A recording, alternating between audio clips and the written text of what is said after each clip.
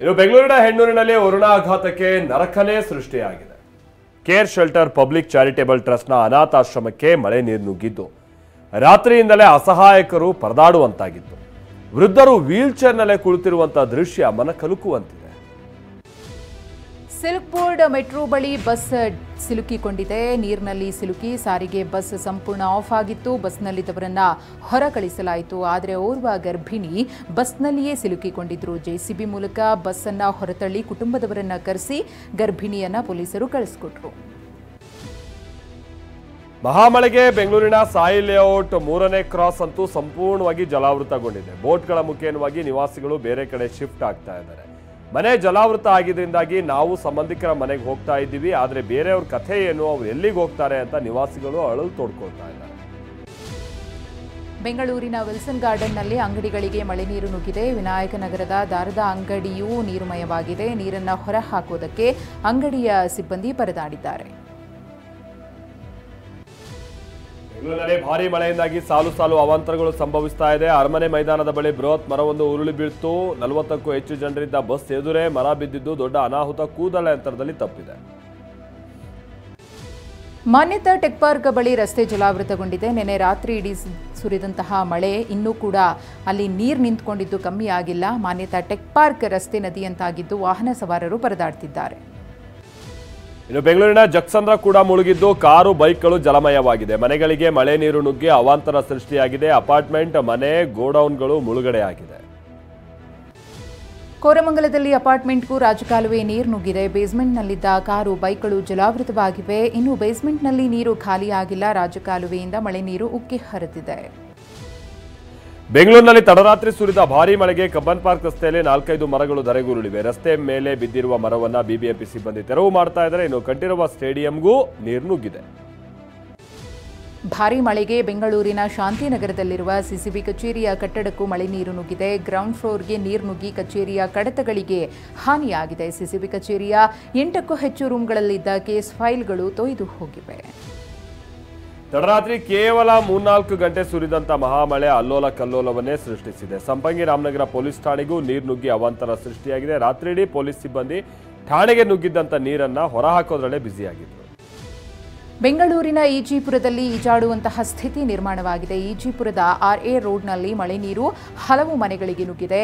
ಮನೆಗೆ ನೀರು ನುಗ್ಗಿದ್ದರಿಂದ ಸ್ಥಳೀಯ ನಿವಾಸಿಗಳು ಕಂಗಾಲಾಗಿದ್ದಾರೆ. ಕರೆಂಟ್ ಶಾಕ್ನಿಂದ ನಿವಾಸಿಗಳು ಸ್ವಲ್ಪದರಲ್ಲೇ ಪಾರಾಗಿದ್ದಾರೆ. ತಡರಾತ್ರಿ ಬೆಂಗಳೂರಿನಲ್ಲಿ ಸುರಿದ ಭಾರೀ ಮಳೆಗೆ ಚಾಲುಕ್ಯ ಸರ್ಕಲ್ನಲ್ಲೂ ಅನಾಹುತಗಳಾಗಿದೆ. ಚಾಲಕನ ನಿಯಂತ್ರಣ ತಪ್ಪಿ ಕಾರೊಂದು ಪಲ್ಟಿ ಆಗ್ಬಿಡ್ತು. ಡಿವೈಡರ್ಗೆ ಡಿಕ್ಕಿ ಹೊಡೆದು ಕಾರು ಪಲ್ಟಿಯಾಗಿದ್ದು ಚಾಲಕ ಹಾಗೆ ಪ್ಯಾಸೆಂಜರ್ ಪ್ರಾಣಾಪಾಯದಿಂದ ಪಾರಾಗಿದ್ದಾರೆ. ಮಳೆಯ ಆರ್ಭಟಕ್ಕೆ ಬೆಂಗಳೂರು ಚೆನ್ನೈ ಹೆದ್ದಾರಿ ಕೆರೆಯಂತಾಗಿದೆ. ಆನೇಕಲ್ ತಾಲೂಕಿನ ಹಳೆ ಚಂದಾಪುರದ ಸಮೀಪ ಔಟರ್ ರಿಂಗ್ ರೋಡ್ ಕಾಮಗಾರಿ ನಡೀತಾ ಇದ್ದು ಮಳೆ ನೀರು ನಿಂತು ಹೆದ್ದಾರಿ ಕೆರೆಯಂತಾಗಿದೆ. ಆಟೋ, ಬೈಕ್, ಕಾರುಗಳೆಲ್ಲವೂ ಕೂಡ ಕೆಟ್ಟು ನಿಂತಿದ್ವು. ಬೆಂಗಳೂರಿನ ಬನ್ನೇರುಘಟ್ಟ ರಸ್ತೆಯ ಲಕ್ಸಂದ್ರದಲ್ಲಿ ಮನೆಗಳಿಗೆ ನೀರು ನುಗ್ಗಿದೆ. ರಾತ್ರೋರಾತ್ರಿ ನಿದ್ದೆಯಲ್ಲಿದ್ದಂಥವರು ನರಕ ಸೃಷ್ಟಿಯಾಗಿದ್ದನ್ನು ಕಂಡು ಪರದಾಡ್ಬಿಟ್ಟಿದ್ದಾರೆ. ಮನೆಯಲ್ಲಿದ್ದ ಫ್ರಿಡ್ಜ್, ಪಾತ್ರೆಗಳಿಗೂ ಕೊಳಚೆ ನೀರು ನುಗ್ಗಿಬಿಡ್ತು. ಬೆಂಗಳೂರಿನಲ್ಲಿ ಇನ್ನೂ 3 ದಿನ ಭಾರೀ ಮಳೆಯಾಗುವ ಮುನ್ಸೂಚನೆ ಇದೆ. ಹೀಗಾಗಿ ಐಟಿ-ಬಿಟಿ ಕಂಪನಿ ಉದ್ಯೋಗಿಗಳಿಗೆ ವರ್ಕ್ ಫ್ರಮ್ ಹೋಮ್ ನೀಡಲಾಗಿದೆ. 50% ಕಂಪನಿಗಳಿಂದ ವರ್ಕ್ ಫ್ರಮ್ ಹೋಮ್ಗೆ ಸೂಚನೆ ನೀಡಲಾಗಿದೆ. ಬೆಂಗಳೂರಿನಲ್ಲಿ ಮಳೆಯಾಗಿ ಹಲವೆಡೆ ಬಹಳಷ್ಟು ಸಮಸ್ಯೆ ಆಗಿದೆ ಅಂತ ಡಿಸಿಎಂ ಡಿಕೆ ಶಿವಕುಮಾರ್ ಟ್ವೀಟ್ ಮಾಡಿದ್ದಾರೆ. ನಾನು ಈಗಾಗಲೇ ಬಿಬಿಎಂಪಿ ಅಧಿಕಾರಿಗಳಿಗೆ ಸೂಚನೆ ಕೊಟ್ಟಿದ್ದೀವಿ, ತಾತ್ಕಾಲಿಕ ಅಲ್ಲ, ಶಾಶ್ವತವಾಗಿ ಸಮಸ್ಯೆ ಬಗೆಹರಿಸ್ತಾ ಇದ್ದೀವಿ ಅಂತ ಪೋಸ್ಟ್ ಮಾಡಿದ್ದಾರೆ. ರಾತ್ರಿ ಸುರಿದ ಮಳೆಯಿಂದ ಬೆಂಗಳೂರಿನ ಹಲವೆಡೆ ಸಮಸ್ಯೆ ಆಗಿದೆ ಅಂತ ಸಚಿವ ಪರಮೇಶ್ವರ್ ಪ್ರತಿಕ್ರಿಯೆ ಕೊಟ್ಟಿದ್ದಾರೆ. ಕಳೆದ 3-4 ದಿನಗಳಿಂದ ಬೆಂಗಳೂರಿನಲ್ಲಿ ಮಳೆ ಆಗ್ತಾ ಇದೆ. ಬಿಬಿಎಂಪಿ ಮುಂಜಾಗ್ರತಾ ಕ್ರಮ ಕೈಗೊಂಡಿದ್ದರೆ ಸಮಸ್ಯೆ ಆಗ್ತಿರಲಿಲ್ಲ ಎಂದಿದ್ದಾರೆ. ಬ್ರ್ಯಾಂಡ್ ಬೆಂಗಳೂರು ಈಗ ಕ್ವಾರ್ಟರ್ ಬೆಂಗಳೂರು ಆಗೋಗಿದೆ ಅಂತ ವಿಪಕ್ಷ ನಾಯಕ ಅಶೋಕ್ ವಾಗ್ದಾಳಿ ನಡೆಸಿದ್ದಾರೆ. ಗ್ರೇಟರ್ ಬೆಂಗಳೂರು ಘೋಷಣೆಯಾದ ಒಂದೇ ದಿನಕ್ಕೆ ಮಳೆಯಲ್ಲಿ ಮುಳುಗಿ ಹೋಗ್ತಾ ಇದೆ ಬೆಂಗಳೂರು. ಮನೆಗೆ ನೀರು ನುಗ್ಗಿ ಸಂತ್ರಸ್ತರಾದವರಿಗೆ ಪರಿಹಾರ ಮೊದಲಿಗೆ ಕೊಡಿ ಅಂತ ಆಗ್ರಹಿಸಿದ್ದಾರೆ. ಇನ್ನು ಅಶೋಕ್ ಅವರ ಹೇಳಿಕೆಗೆ ರಾಮಲಿಂಗಾರೆಡ್ಡಿಯವರು ಕೌಂಟರ್ ಕೊಟ್ಟಿದ್ದಾರೆ. ಪ್ರಕೃತಿ ವಿಕೋಪ ಹೆಚ್ಚಾದಾಗ ಏನ್ ಮಾಡಬೇಕು, ಈಗ ಕ್ವಾರ್ಟರ್ ಬೆಂಗಳೂರು ಅಂತಿರೋರು ಹೇಗೆ ಆಡಳಿತ ಮಾಡಿದ್ದರೋ ಅನ್ನೋದು ಗೊತ್ತಿದೆ ಅಂತ ವಾಗ್ದಾಳಿ ನಡೆಸಿದ್ದಾರೆ. ಮೈಸೂರಿನಲ್ಲಿ ನಿನ್ನೆ ಸುರಿದ ಭಾರೀ ಮಳೆಯಿಂದಾಗಿ ಅವಾಂತರಗಳ ಹೊಳೆಯೇ ಹರಿದಿದೆ. ಕನಕಗಿರಿ ಬಡಾವಣೆಯಲ್ಲಿ ಕೆಲ ಮನೆಗಳಿಗೂ ನೀರು ನುಗ್ಗಿದೆ. ಈ ಬಗ್ಗೆ ದೂರು ನೀಡಿದ್ರು ಅಧಿಕಾರಿಗಳು ಯಾವುದೇ ಕ್ರಮ ತೆಗೆದುಕೊಂಡಿಲ್ಲ. ಮುಂಜಾಗ್ರತಾ ಕ್ರಮ ತೆಗೆದುಕೊಳ್ಳದ ಅಧಿಕಾರಿಗಳ ವಿರುದ್ಧ ಸ್ಥಳೀಯರು ಆಕ್ರೋಶ ಹೊರಹಾಕಿದ್ದಾರೆ. ಮೈಸೂರು ಜಿಲ್ಲೆಯಲ್ಲಿ ರಾತ್ರಿ ಧಾರಾಕಾರ ಮಳೆಯಾಗಿದ್ದು ಮನೆಯ ಮೇಲ್ಛಾವಣಿ ಕುಸಿದು ಬಿದ್ದಿದೆ.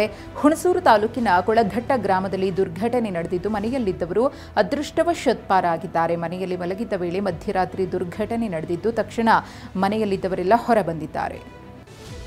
ರಾಯಚೂರಿನಲ್ಲಿ ಮಹಾಮಳೆಗೆ ಗ್ರಾಮ ಪಂಚಾಯತ್ ಮೇಲ್ಛಾವಣಿ ಕುಸಿತಗೊಂಡಿದೆ. ದೇವದುರ್ಗ ತಾಲೂಕಿನ ಮಸರಕಲ್ನಲ್ಲಿ ಘಟನೆ ನಡೆದಿದೆ. ಕಚೇರಿಯಲ್ಲಿನ ಟೇಬಲ್ ಫೈಲ್ಗಳ ಮೇಲೆಯೇ ಮೇಲ್ಛಾವಣಿ ಬಿದ್ದಿದ್ದು ಅವಶೇಷಗಳು ಚೆಲ್ಲಾಪಿಲ್ಲಿಯಾಗಿದೆ. ರಾಜ್ಯದಲ್ಲಿ ಕಾಂಗ್ರೆಸ್ ಸರ್ಕಾರ 2 ವರ್ಷ ಪೂರೈಸಿದ ಸಂಭ್ರಮದಲ್ಲಿದೆ. ಇದಕ್ಕೆ ವಿಪಕ್ಷ ಬಿಜೆಪಿ ಟೀಕೆಯನ್ನು ಮಾಡಿದ್ದು ಪೋಸ್ಟರ್ ರಿಲೀಸ್ ಮಾಡಿದೆ. ತುಮಕೂರು ಜಿಲ್ಲಾ ಬಿಜೆಪಿ ಘಟಕದ ಪೋಸ್ಟರ್ನಲ್ಲಿ ದುಬಾರಿ ಜೀವನ, ಅಭಿವೃದ್ಧಿ ಶೂನ್ಯ, ಇದೇ ಸರ್ಕಾರದ ಸಾಧನೆ, ಕನ್ನಡಿಗರ ಭವಿಷ್ಯ ಕತ್ತಲೆಯತ್ತ, ಕರ್ನಾಟಕ ಲೂಟಿ ಕಾಂಗ್ರೆಸ್ ಡ್ಯೂಟಿ ಅಂತ ಬರೆಯಲಾಗಿದೆ. ಪಂಜಾಬ್ನ ಅಮೃತಸರದಲ್ಲಿರುವ ಗೋಲ್ಡನ್ ಟೆಂಪಲ್ ಮೇಲೆ ಪಾಕಿಸ್ತಾನ ದಾಳಿಗೆ ಯತ್ನಿಸಿತ್ತು. ಆದರೆ ಹಲವು ಕ್ಷಿಪಣಿಗಳು ಪಾಕ್ ಸಿಡಿಸಿದಂಥ ಕ್ಷಿಪಣಿಯನ್ನ ಡ್ರೋನ್ಗಳನ್ನು ಹೊಡೆದುರುಳಿಸಿದೆ. ಪಾಕ್ ಪರ ಗೂಢಾಚರ್ಯ ಮಾಡ್ತಾ ಇದ್ದ 9 ಮಂದಿ ಭಾರತೀಯರನ್ನ ಈವರೆಗೆ ಅರೆಸ್ಟ್ ಮಾಡಲಾಗಿದೆ. ಹರಿಯಾಣದ ಹಿಸಾರ್ ನಿವಾಸಿಯಾದ ಜ್ಯೋತಿ ಮಲ್ಹೋತ್ರಾ, ನೌಮನ್ ಇಲಾಹಿ, ತಾರೀಫ್, ಅರ್ಮಾನ್, ದೇವೇಂದ್ರ ಸಿಂಗ್, ಮೊಹಮ್ಮದ್ ಮುರ್ತಾಜಾ, ಗಜಾಲ್, ಯಾಮಿನಿ ಮೊಹಮ್ಮದ್, ರಾಂಪುರ್ನ ಶಹಜಾದ್ ಎಂಬುವರನ್ನು ಬಂಧಿಸಲಾಗಿದೆ. ಕಣಿವೆ ರಾಜ್ಯ ಜಮ್ಮು ಕಾಶ್ಮೀರದಲ್ಲಿ ಭಯೋತ್ಪಾದನೆ ವಿರುದ್ಧದ ಕಾರ್ಯಾಚರಣೆ ಮುಂದುವರೆದಿದೆ. ಮಹತ್ವದ ಕಾರ್ಯಾಚರಣೆಯಲ್ಲಿ 2 ಉಗ್ರ ಸಹಚರರನ್ನು ಬಂಧಿಸಲಾಗಿದೆ. ಸೋಫಿಯಾ ಖುರೇಶಿ ಅವರನ್ನ ಉಗ್ರರ ಸಹೋದರಿ ಎಂದಿದ್ದ ಮಧ್ಯಪ್ರದೇಶ ಸಚಿವ ವಿಜಯ್ ಶಾ ವಿರುದ್ಧ ಸುಪ್ರೀಂ ಕೋರ್ಟ್ ಕೆಂಡಕಾರಿದೆ. ವಿಜಯ್ ಶಾ ಕ್ಷಮೆಯನ್ನು ಸುಪ್ರೀಂ ತಿರಸ್ಕರಿಸಿದ್ದು ಕ್ಷಮೆ ಕೋರಿರುವುದು ಮೊಸಳೆ ಕಣ್ಣೀರು ಎಂದಿದೆ. ಆಪರೇಷನ್ ಸಿಂಧೂರ್ ವಿಚಾರದಲ್ಲಿ ಮತ್ತೊಂದು ವಿವಾದ ಭುಗಿಲೆದ್ದಿದ್ದು ರೈಲ್ವೆ ಟಿಕೆಟ್ನಲ್ಲಿ ಆಪರೇಷನ್ ಸಿಂಧೂರ್ ಮಾಹಿತಿಯ ಜೊತೆ ಪ್ರಧಾನಿ ಮೋದಿ ಫೋಟೋ ಮುದ್ರಿಸಿರೋದು ವಿವಾದಕ್ಕೆ ಕಾರಣ ಆಗಿದೆ. ಹೈದರಾಬಾದ್ನಲ್ಲಿ ಬಾಂಬ್ ಸ್ಫೋಟಕ್ಕೆ ಪ್ಲಾನ್ ಮಾಡಿದ್ದ 2ರನ್ನ ಬಂಧಿಸಲಾಗಿದೆ. ಐಸಿಸ್ ಉಗ್ರರ ಜೊತೆ ನಂಟು ಹೊಂದಿದ್ದ ಸಿರಾಜ್ ಉರ್ ರೆಹಮಾನ್, ಸೈಯದ್ ಸಮೀರ್ನನ್ನ ಅರೆಸ್ಟ್ ಮಾಡಲಾಗಿದೆ. ಅಮೋನಿಯಾ, ಸಲ್ಫರ್, ಅಲ್ಯೂಮಿನಿಯಂ ಪೌಡರ್ ಜಪ್ತಿ ಮಾಡಲಾಗಿದೆ. ಮಹಾರಾಷ್ಟ್ರದ ಸೋಲಾಪುರದಲ್ಲಿ ಸಂಭವಿಸಿದ ಅಗ್ನಿ ಅವಘಡದಲ್ಲಿ ಸಾವನ್ನಪ್ಪಿದವರ ಸಂಖ್ಯೆ 8ಕ್ಕೆ ಏರಿಕೆಯಾಗಿದೆ. ಕೇಂದ್ರ ಕೈಗಾರಿಕಾ ವಲಯದಲ್ಲಿ ನಡೆದ ಈ ದುರಂತ ದೊಡ್ಡ ಅನಾಹುತಕ್ಕೆ ಕಾರಣ ಆಗಿದೆ. ಪಶ್ಚಿಮ ಬಂಗಾಳದ ಉತ್ತರ 24 ಪರಾಗಣದಲ್ಲಿರುವಂತಹ ಬಹುಮಹಡಿ ವಸತಿ ಕಟ್ಟಡದಲ್ಲಿ ಸ್ಫೋಟ ಉಂಟಾಗಿದೆ. ಸ್ಫೋಟಕ್ಕೆ ನಿಖರ ಕಾರಣ ತಿಳಿದುಬಂದಿಲ್ಲ. ಗುಜರಾತ್ನ ರಾಜ್ಕೋಟ್ನಲ್ಲಿ ಆರೋಪಿಗಳ ಅಕ್ರಮ ಕಟ್ಟಡದ ಮುಂದೆ ಸಮರ ಮುಂದುವರೆದಿದೆ. 38 ಕ್ರಿಮಿನಲ್ ಹಿನ್ನೆಲೆ ಉಳ್ಳವರಿಗೆ ಸೇರಿದ 60ಕ್ಕೂ ಹೆಚ್ಚು ಅಕ್ರಮ ಮನೆಗಳನ್ನು ಪೊಲೀಸರು ಧ್ವಂಸಗೊಳಿಸ್ತಾ ಇದ್ದಾರೆ. ನಟ ದರ್ಶನ್ ವಿಜಯಲಕ್ಷ್ಮಿ ದಂಪತಿ 22ನೇ ವಿವಾಹ ವಾರ್ಷಿಕೋತ್ಸವವನ್ನು ಆಚರಿಸಿಕೊಂಡಿದ್ದಾರೆ. ಇಂಡೋನೇಷಿಯಾದ ಬಾಲಿಯಲ್ಲಿ ಕೇಕ್ ಕಟ್ ಮಾಡಿ ಮದುವೆ ವಾರ್ಷಿಕೋತ್ಸವವನ್ನು ಸಂಭ್ರಮಿಸಿದ್ದಾರೆ. ಏಷ್ಯಾ ಕಪ್ ಟೂರ್ನಿಯಲ್ಲಿ ಭಾರತ ಭಾಗವಹಿಸೋದಿಲ್ಲ ಅನ್ನೋದು ಸತ್ಯಕ್ಕೆ ದೂರವಾಗಿದೆ ಅಂತ ಬಿಸಿಸಿಐ ತಿಳಿಸಿದೆ. ಏಷ್ಯಾ ಕಪ್ ಟೂರ್ನಿಯಿಂದ ದೂರ ಉಳಿಯುವ ಕುರಿತು ಬಿಸಿಸಿಐ ಈವರೆಗೂ ಯಾವುದೇ ತೀರ್ಮಾನ ತೆಗೆದುಕೊಂಡಿಲ್ಲ ಅಂತಾನೂ ಹೇಳಿದೆ.